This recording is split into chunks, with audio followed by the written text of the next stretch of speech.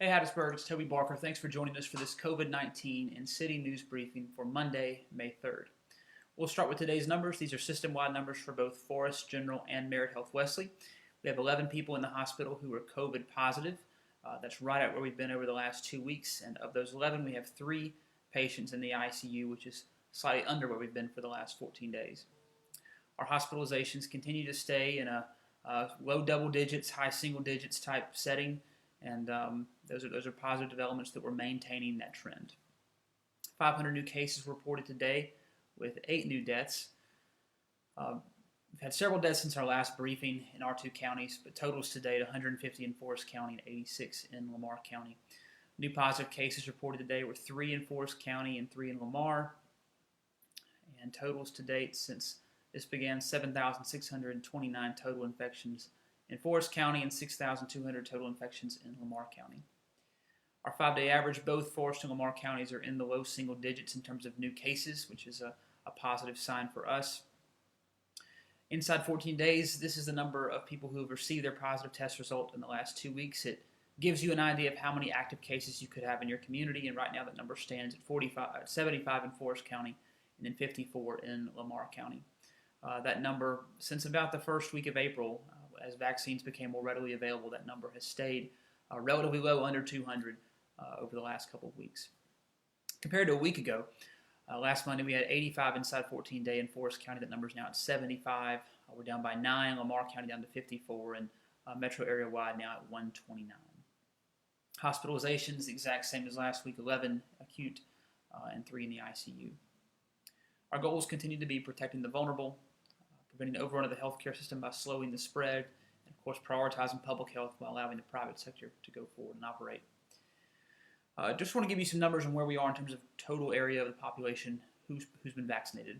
In Forrest County, the number, we've had 15,654 people who are fully vaccinated. That's 21% thereabouts of the total population, with an additional 3,000, a little over 3,000 that have received 1 dose. So total, when you factor in fully vaccinated and at least 1 dose, you're at 25% of the total Forrest County population.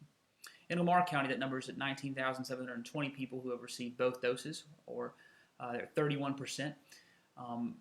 About 3,000 more have received at least 1 dose. So total, 22,828 have received at least 1 dose, and 36% have received at least partially vaccinated in Lamar County.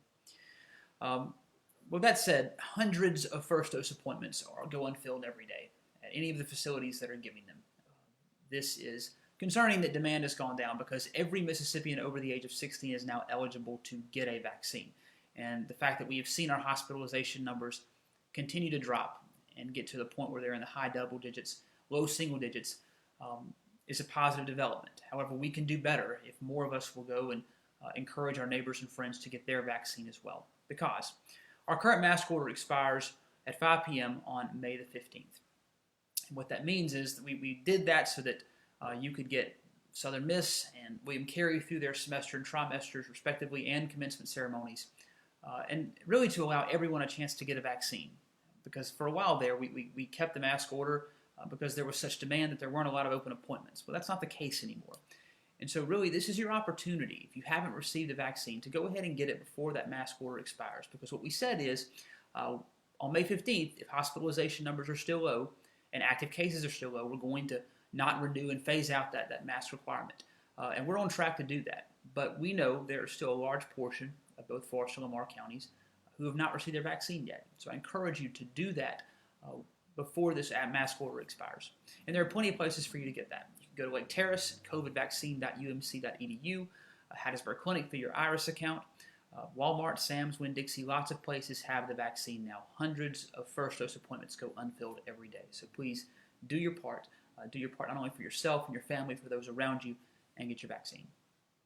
Some city news for you today. I want to congratulate Sacred Heart. They've been on a string of state championships, mock trial, as well as tennis and girls golf brought home state championships over the last couple of weeks. Hattiesburg High School sophomore Logan Green won a state championship in forensics and prose interpretation.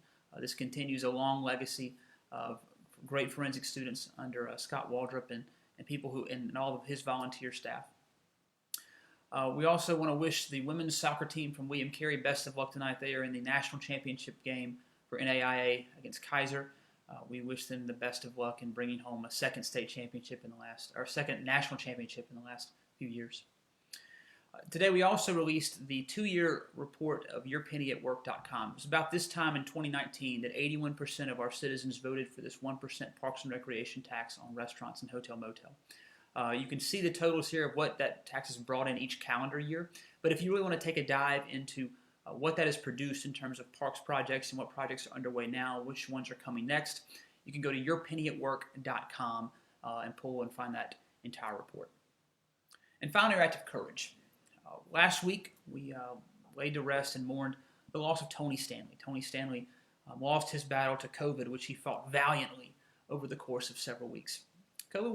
Tony was the facilities and maintenance supervisor for the Hattiesburg Public School District. And he was someone you went to when you wanted a project done. He was an incredibly positive and encouraging person. Not only did he work for the school district for over 20 years, but he also volunteered throughout our community.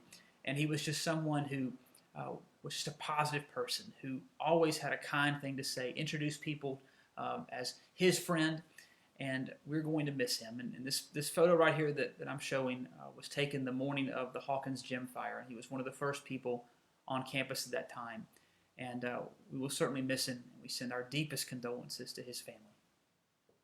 As we continue on in the week, remember to wash your hands, take care of yourself, wear a mask if you go out in public. Most of all, be kind. Have a great rest of the evening.